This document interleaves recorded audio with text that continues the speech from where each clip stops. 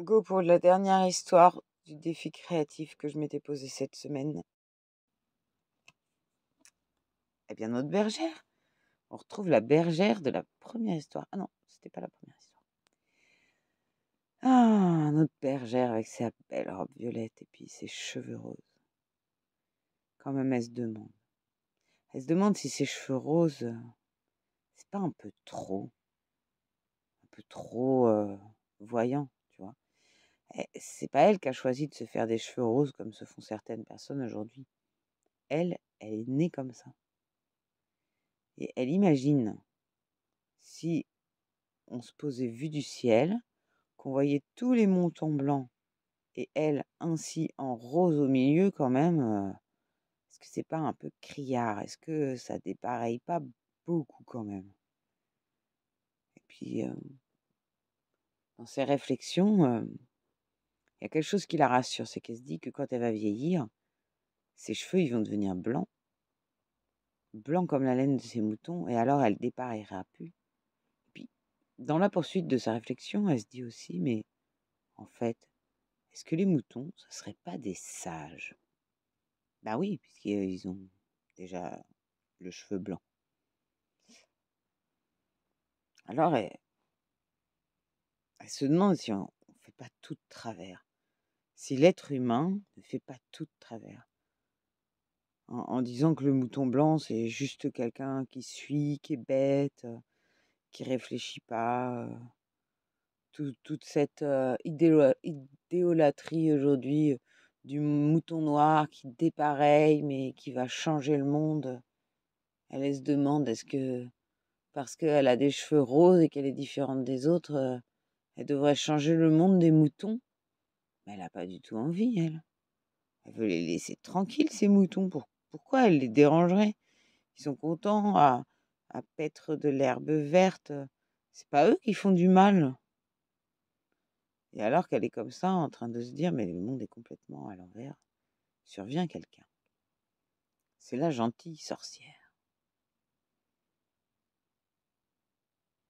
Elle se pose avec notre bergère. Elle fait ça de temps en temps, elle aime bien.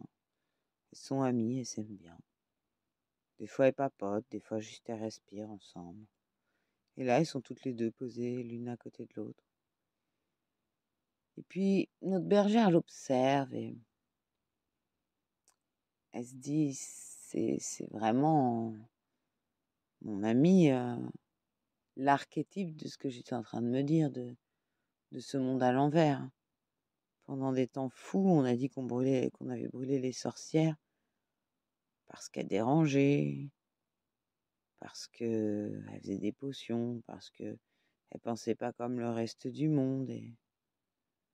Et aujourd'hui, on se réconcilie avec ces sorcières. On sait que ce sont des gentilles sorcières. Et elle se demande comment on pourrait faire pour foutre la paix à chaque personne dans ce qu'elle est. Ne plus juger les sorcières, ne plus juger ni les moutons noirs, ni les moutons blancs, et ni les bergères aux cheveux roses fluo. Elle fait part de ses réflexions à son amie la sorcière, qui alors lui dit: «Ah, justement, j'avais un cadeau pour toi.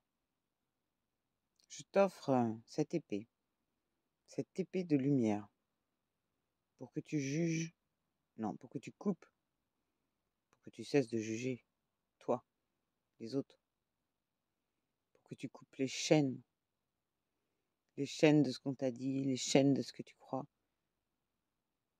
Ce sera le seul moyen d'être, de te foutre la paix, de foutre la paix aux autres. Tu vois, même les couleurs, on les regarde et tout de suite, on a une idée. Si c'est pas un jugement, on a une symbolique. Mais est-ce qu'on peut pas laisser les choses être et cesser sans arrêt de vouloir les nourrir de nos analyses? Parce qu'on croit ressentir les choses. Mais en réalité, on les analyse depuis des vécus, depuis des choses qu'on a entendues. Alors tiens, je t'offre cette épée pour revenir à ta naissance. Avec cette épée, c'est comme si tu renaissais pour une première fois, que tu coupais à nouveau ton cordon ombilical et que tu revenais toute neuve, toute nouvelle dans ce monde pour réapprendre à le connaître depuis ton innocence. Ah,